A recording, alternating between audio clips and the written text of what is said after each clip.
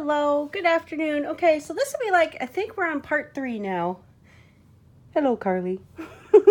Okay, so I ended up hot gluing these together. They're not pretty right now. Don't worry about it. I will be taking my X-Acto knife and cutting along some lines here, straightening them up. It does not matter right now. So I dry fitted these, and they are only, here, I'll show you how many stacks they are. They are three high. So, and I screwed up in this one. I was like, oh, I might as well cut another ring. And I'm like, wait a sec, I only did 2 with the other ones. I discovered I need 1 more row. So I pulled out some more cardboard here. And I'm going to be putting, let's just use the middle one since it's here. I'm just going to put it across here using my 3 stencils again. So my 3 stencils here are for my large, which is that one. This is my medium, that's my dog, and that's my small, and that's my small dog. So anyway, and they go from large, medium to small here.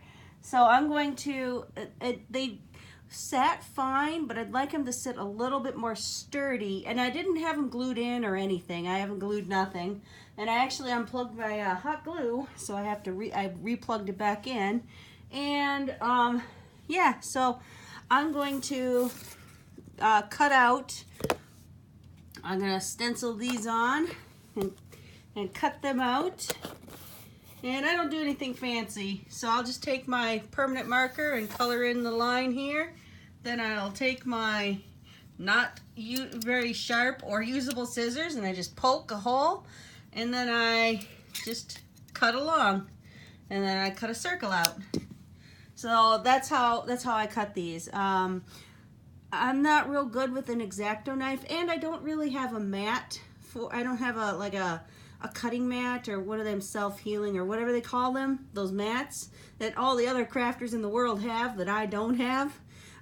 When I use my X-Acto knife, I end up just putting it on my cutting board, or I have my cutting board that I use for cooking came with a small cutting board that's only about, I would say it actually is only about that big, and I don't cut anything that's, I don't use anything with that small, so I just use that when I want to cut things, because it's got nice little rubber grippies on the sides. So it's not the best, but it works in a pinch, and it's free. Or, well, it wasn't free, but it came with my my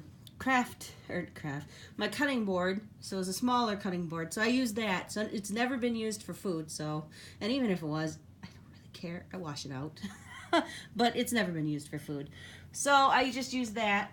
So it's basically pretty much new, but anyway, so I will do that with all this, and then I will go in and I might put some, I'm not sure, I might do some foam, that foam paper that has this sticky side. I might do that, and then paint it, and then find some of that, what is it? It's like a spray, but it sprays a white texture. It's kind of like these. Although this one was the only one that turned out really good.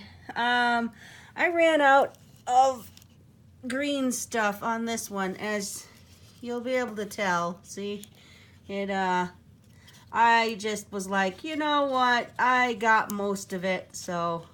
And then I used some spray lacquer, so that way when you handle these, they are not going to, this glitter and isn't going to come off on your hands. And I thought about literally, let's see if this will be nice to me and stand for me.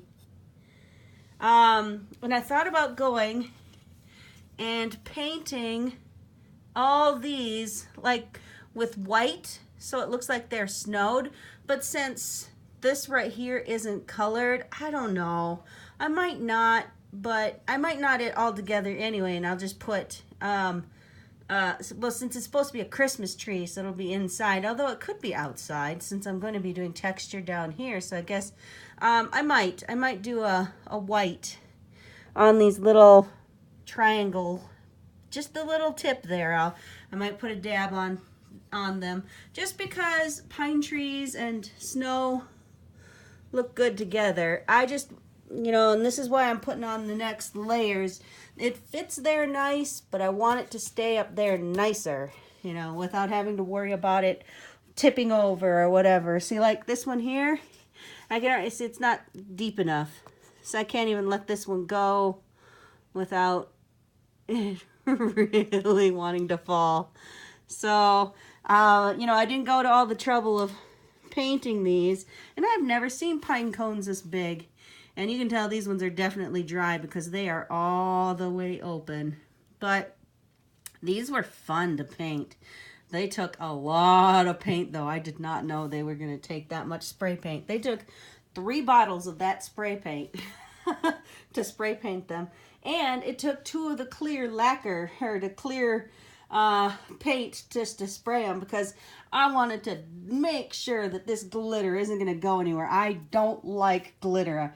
If I glitter something, I'm going to make sure that glitter stays there. So I'm going to, you know, I'll put something over it.